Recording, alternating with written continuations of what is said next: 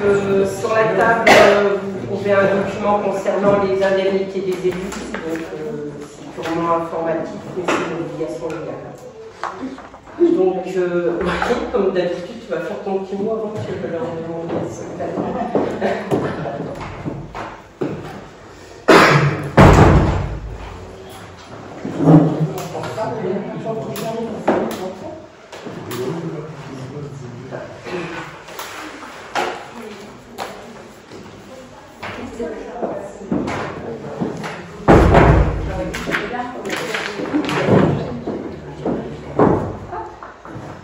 Bonsoir.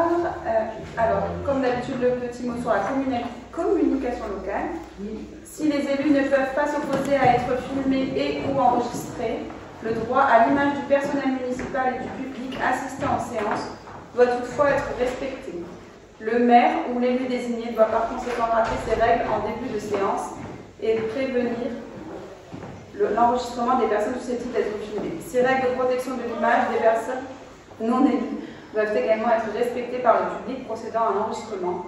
En cas de retransmission, l'intégralité des débats doit être reprise. Donc on passe à l'appel.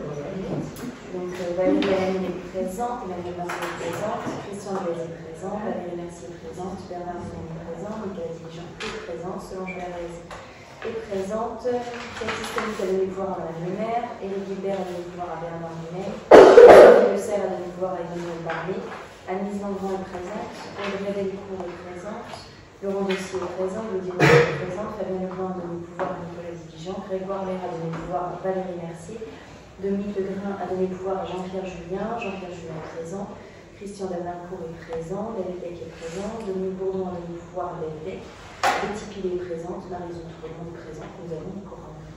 Merci. Donc, en secrétaire de séance, ce sera Emmanuel Barley, désigné, directrice générale des services, secrétaire auxiliaire. Donc, on va passer à l'approbation du procédé du dernier conseil municipal. Donc, je vous propose d'approuver le PV de la séance du 26 février 2025. Vous avez des remarques? Oui. Oui, alors bon, c'est par rapport à la subvention, donc je reprends le texte qui est écrit là devant moi. Madame le maire répond que la CEA est bien informée que les 730 000 € sont un montant maximum. Ils savent que c'est une fourchette et que la subvention n'est pas liée à un pourcentage. Et moi, j'ai un document qui prouve le contraire, puisque c'est bien lié à un pourcentage. Bon, voilà. Donc, je voudrais voilà, qu'il y ait une rectification par rapport à ça. Tu le notes dans le PV d'aujourd'hui. Très bien.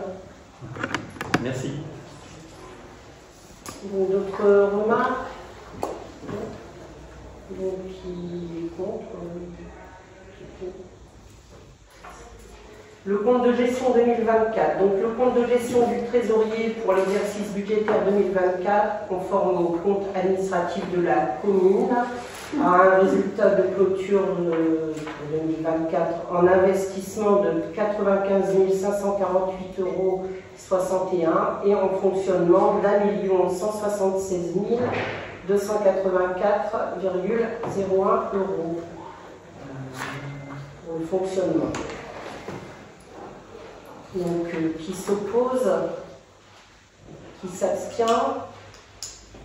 Non. Deuxième point, donc le compte administratif 2024. Donc, il est conforme au compte de gestion du trésorier. Le résultat brut de 2024 s'élève à un excédent de fonctionnement de 1 176 284,01 €. Avec la prise en compte du résultat de clôture de l'exercice 2023 et les restes à réaliser en investissement, le résultat net de clôture du compte administratif 2024 dégage un excédent de financement à la section d'investissement de 92 262,10 €. Est-ce que vous avez des questions? Je vais proposer à Bernard Dumel de prendre la présidence afin de valider le compte administratif 4 et je vais sortir. C'est toi le plus âgé, Bernard? Pardon? C'est toi le plus âgé? Le moins jeune, monsieur. Ouais, j'ai cet avantage-là, je sais pas si c'est un avantage. Bien, mais donc Madame le maire nous l'a proposé. Je propose qu'on passe au vote concernant les résultats du compte administratif. Quelles sont les voix contre? Y a-t-il des abstentions? Une. Alors moi j'ai deux voix, donc je m'abstiens. Je souhaite expliquer aussi la motivation de cette abstention, c'est que le compte de gestion, c'est le compte du trésorier payeur, donc qui est sincère et en tout point conforme au compte administratif. Par contre, le compte administratif, dans son volet investissement, comprend bien évidemment des décisions politiques qui ont été prises. Et par rapport à tout ce que j'ai pu évoquer précédemment au conseil municipal, je tiens à m'abstenir sur le compte administratif. Voilà. Autre remarque?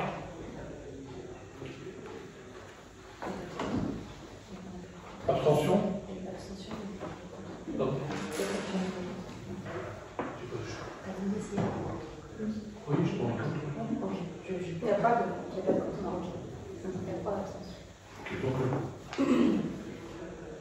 C'est validé? C'est validé. Je rappelle Madame le maire.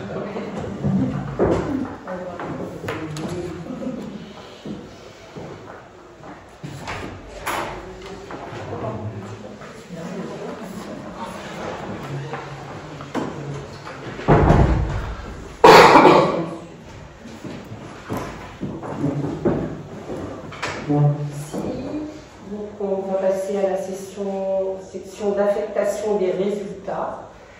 Donc je vais vous proposer d'affecter les résultats de la façon suivante. Donc les résultats reportés en fonctionnement en 002 de 1 176 284,0 et les résultats d'investissement qui sont reportés en 001 excédent de 95 548,61 €. Avez-vous des questions? Qui est contre? Qui s'abstient?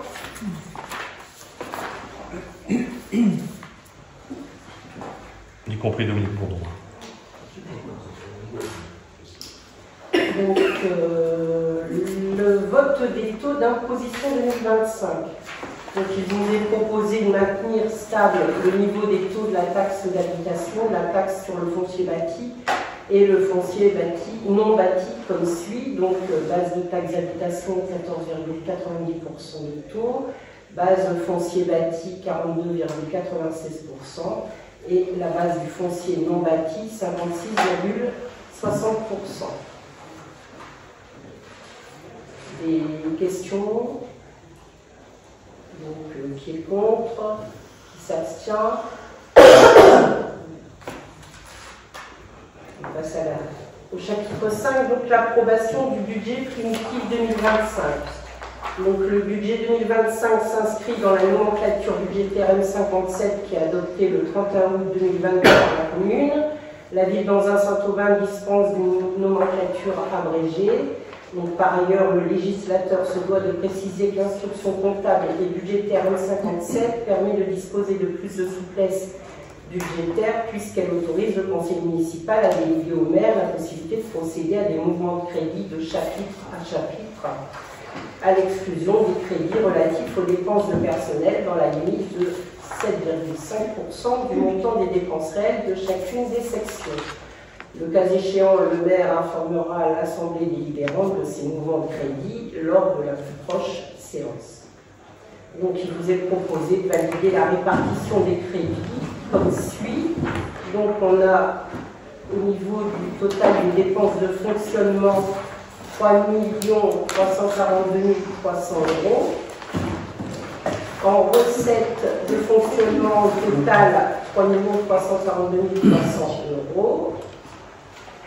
En dépenses d'investissement, le total 4 955 200 € et en total de recettes d'investissement 4 955 200 €. Des questions? Moi, j'aurais bien aimé savoir ce que c'était que les services extérieurs, s'il vous plaît, parce que j'ai fait les comparatifs par rapport à l'an dernier et j'ai remarqué qu'il y avait 34% d'augmentation. Donc, sur les services extérieurs. Ouais. C'est parce qu'il y a. C'est parce que la norme pour faire La vie active. D'accord, à cause des arrêts qu'on a au niveau du service technique. D'accord. Au lieu de recruter, ce qui coûterait cher à la collectivité et qui n'empêcherait pas le domaine, il a été décidé de faire appel à la vie active, donc qui travaille des personnes en situation d'incapacité. Du coup, vont faire beaucoup plus d'interventions cette année qu'ils ne faisaient jusqu'alors pour pallier les absences qu'il y a au niveau des services techniques. Donc forcément, ça va être impacté sur les services externes. Parce que c'est vrai que par rapport aux autres pourcentages, c'est un pourcentage. En fait, avant c'était une artois, donc la case à une artois, et c'était pas dans le cadre des services extérieurs, parce que finalement c'était des agents qui travaillaient voilà. Et là, du coup, il n'y aura plus autant d'artois comme il pouvait y avoir auparavant, c'est la vie active. Donc la vie active, ça passe sur une autre commune qui est le service extérieur. Pour le travail d'espace vert Vous faites appel aussi à une artois, est-ce que c'est la même chose? Une artois, c'est une personne, en fait, c'est comme un périm. D'accord. Et là, il est là parce qu'on n'a plus que des agents. Oui, j'ai appris ça. C'est un peu difficile quand il y en a un qui est absent, c'est des formations. Donc on est quand même obligé d'avoir au quotidien un minimum d'agents techniques dans la commune.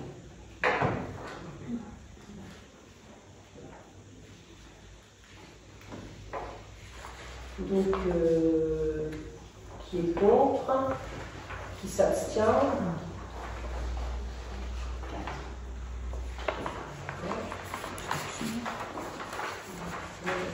On arrive donc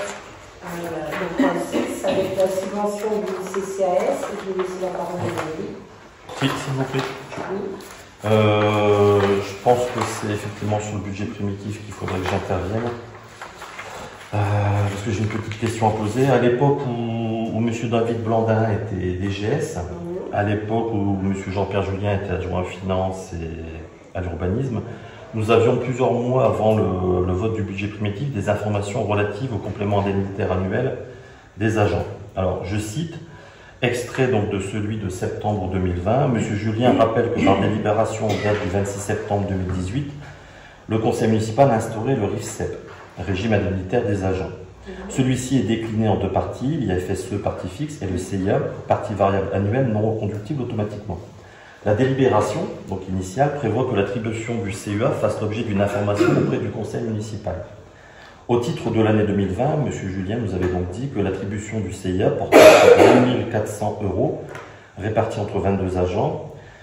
Même chose en 2021, l'attribution du CIA portait donc sur 8 158 € répartis sur 24 agents. Or, depuis la démission de Jean-Pierre Julien, depuis le changement de DGS, nous n'avons plus communication de ces informations. Donc nous aimerions donc connaître le montant du CIA et également les modalités d'attribution. D'accord. Donc, alors le montant, je ne me souviens plus par cœur. Ça reste dans les mêmes les informations. À l'époque, je pense qu'on s'était mis d'accord sur un pourcentage par rapport au salaire des agents. Oui. C'est ce qu'on avait décidé ensemble. Après, c'était par rapport à la somme globale. C'est toujours d'actualité aussi. Parce qu'en fait, comme c'est une partie variable. Je sais Parce qu'en fait, est-ce que ça s'est éteint en 2021 Non, ça continue. D'accord. Ça continue. avec tous les agents. Bon, si vous pouviez me communiquer juste ces montants-là.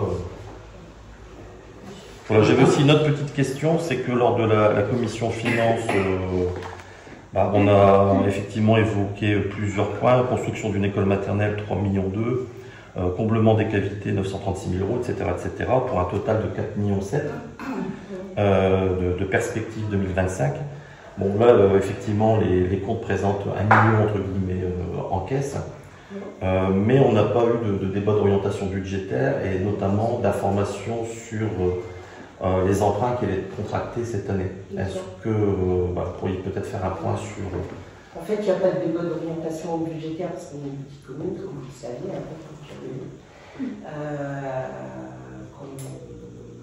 au niveau des emprunts.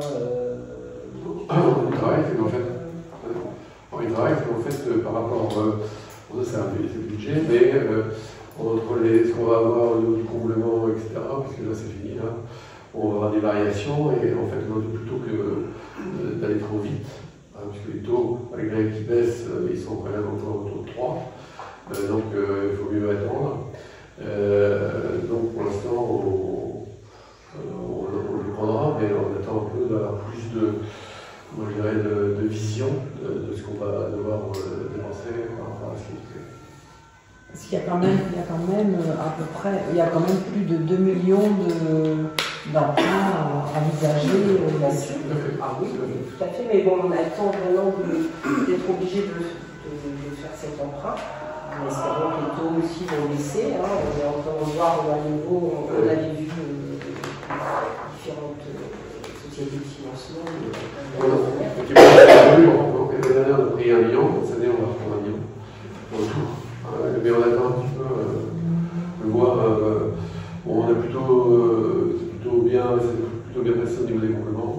Donc, on va voir les chiffres qui vont tomber bientôt. Parce que le comblement des cavités, c'est affiché 936 000 €, donc là, vous confirmez qu'on est sur une enveloppe de 300 000, comme vous l'aviez dit. Alors, ouais, non, c'est faux. On n'a pas encore un chiffre exact. On a fait une estimation de 310 ou 320. De toute façon, dès qu'on a les chiffres, on vous informera. Merci. Donc, Valérie. Alors, subvention CCAS. Comme chaque année, la commune d'Anzin-Saint-Aubin verse au CCAS une subvention afin de lui permettre de financer ses actions et ses charges de fonctionnement. Comme cette année, la commune propose donc de verser au CCAS la somme de 20 065,89 €. Il est proposé à l'Assemblée délibérante de valider le versement de cette somme qui est inscrite au budget primitif 2025. Est-ce que vous avez des questions? Qui est contre? Qui s'abstient? Merci. Donc le 8e point, c'est les subventions, ça concerne les subventions aux associations. Donc de la même manière, il vous est proposé de valider les propositions faites par la commission finances du 24 mars 2025 sur l'attribution aux associations. Il n'y avait pas le 6 novembre, hein. Il n'y avait pas le 6 novembre. Ah, pardon. Donc, le point 7, la subvention SIVOM. Donc, il vous est proposé d'attribuer une subvention générale de fonctionnement d'un montant maximum de 30 000 € au SIVOM Bruno, dont les crédits sont inscrits au budget primitif 2025 de la commune d'Anzin-Saint-Aubin, et d'octroyer une subvention de régularisation de l'année 2024 à hauteur de 13 200 €, dont les crédits sont inscrits au budget primitif 2025 de la commune d'Anzin-Saint-Aubin. Il y a toujours un reliquat qui est fait d'une année à l'autre. Voilà. Une question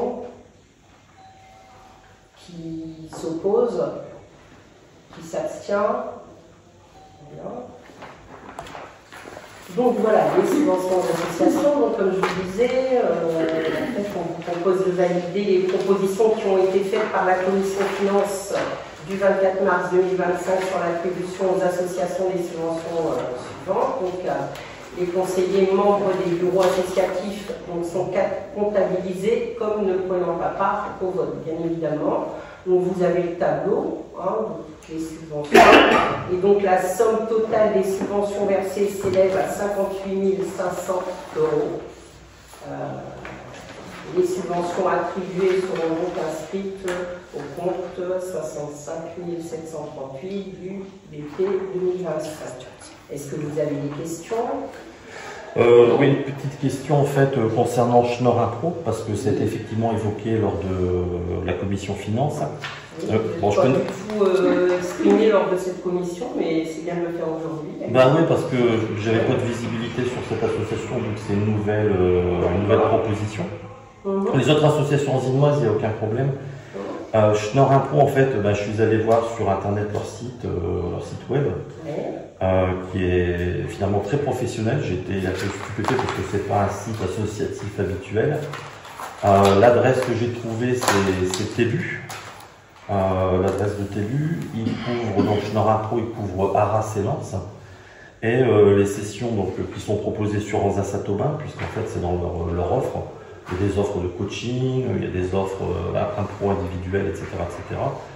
C'est 265 € pour adhérer par exemple à l'offre amateur.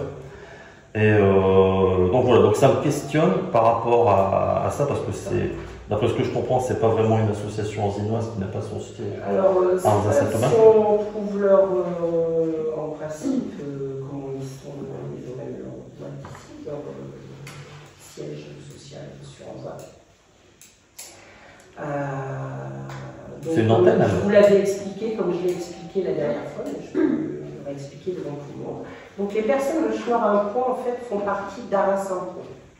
Donc c'est deux associations un peu différentes. Arras Impro, enfin toutes les deux font de l'improvisation. Hein. Arras Impro vient répéter sur Anza et en contrepartie, ils offrent 2 fois l'année des prestations gratuites, voilà, du théâtre d'impro aux Francinois, gratuitement. Ça fait 4 sessions. Et donc, oui, il y a un dérivé avec Schnorr Impro qui donne des cours en fait, de théâtre d'improvisation et donc et qui, en même temps, nous fait bénéficier de cette animation cette année, de ce festival, qui est un premier festival dans la région. Il y a 9 séances, je crois que ça dure pendant 9 heures, de différents associations voilà, d'improvisation un peu partout hein, qui viennent. Et donc, alors je vais découvrir aussi parce que ici avec Arras Impro, on est plus habitué à du genre de tournoi, de compétition, je ne sais pas comment on appelle, Valérie. C'est un tournoi, voilà, hein, souvent on rencontre l'équipe belge, la dernière fois il y avait des équipes d'Amiens, une équipe d'Amiens. Donc là je pense que ceux-là reviennent aussi, puis il y a d'autres équipes aussi. En fait ils font, il n'y a pas que des tournois en fait, c'est des démonstrations d'improvisation, voilà. Donc je pense qu'on a de la chance d'avoir ce genre de festival dans notre commune. C'est vraiment voilà, un dynamisme qui est donné dans la commune. Voilà.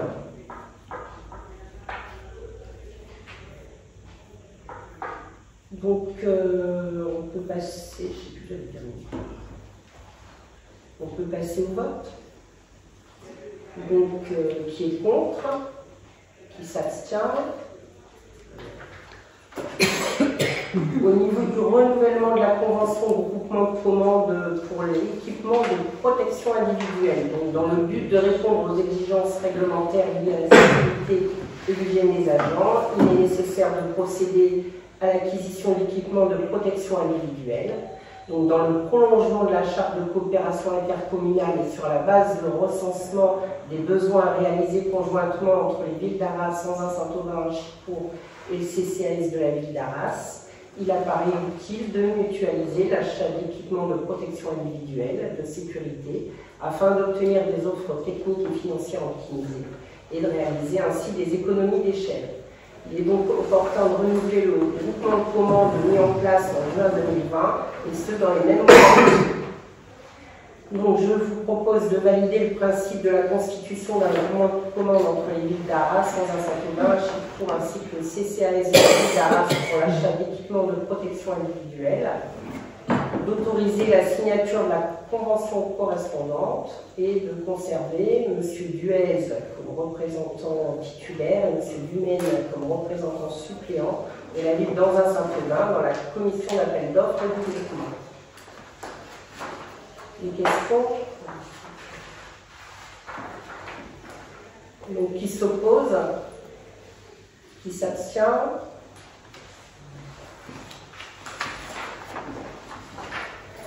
Donc, vous avez les dates des prochains conseils municipaux. Donc, mercredi 25 juin à 19h, ce sera le prochain conseil municipal.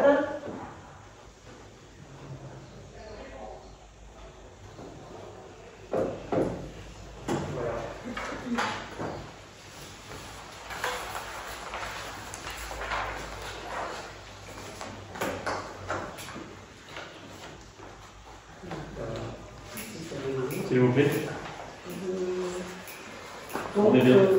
par rapport, pardon. Non, non, on n'est pas encore allé dans les questions diverses. J'ai une question par rapport à ce que vous avez écrit dans l'édito, le dernier bulletin. D'abord, je n'ai pas reçu le bulletin municipal. C'est un de mes voisins qui m'a alerté par rapport au fait que mon nom apparaissait sur le. C'est pas moi qui l'ai distribué. Non, non, mais je le sais, mais je vous le dis quand même. J'ai l'impression que le sort s'acharne un petit peu sur moi. C'est pour ça que c'est une petite parenthèse. Je suis venu le chercher ici, puis un de mes voisins me l'a donné. Bon, bref, toujours est-il que mon nom est apparu et j'aimerais bien répondre. Est-ce que vous me donnez la possibilité de répondre puisque vous êtes la directrice de la publication? Est-ce qu'il y a, j'allais dire, après un nombre de caractères limité comme pour les associations? Est-ce que j'ai droit à 1500 caractères ou pas? Ben, voilà, c'est un peu les questions que je... C'est de l'opposition. Et est-ce que vous pouvez me dire un petit peu quelles sont les contraintes par rapport à ça? Parce que bon, moi je ne suis pas dans l'opposition, hein, donc... Il faudrait que on voit ce qui était écrit. Je ne sais plus, alors là, peut-être, vous posez une question, il faudrait avoir une... Bon, Madame Ferrari peut-être me donnera la réponse. Vous l'enverra. Non, non, mais ça, je sais bien que vous n'êtes pas la directrice de la publication, mais c'est par rapport aux informations. Oui, je ne sais plus. Comme vous ne savez plus non plus. J'étais là à l'époque quand j'ai jamais été, je veux dire, encore une fois, je ne suis pas dans l'opposition, donc je ne sais pas trop. Hein, donc. Mais j'aimerais répondre par rapport au fait que mon nom est apparu. Et qu'en plus de ça, surtout par rapport à une abstention. Pour moi, le droit de réponse, c'est à la discrétion du directeur de publication.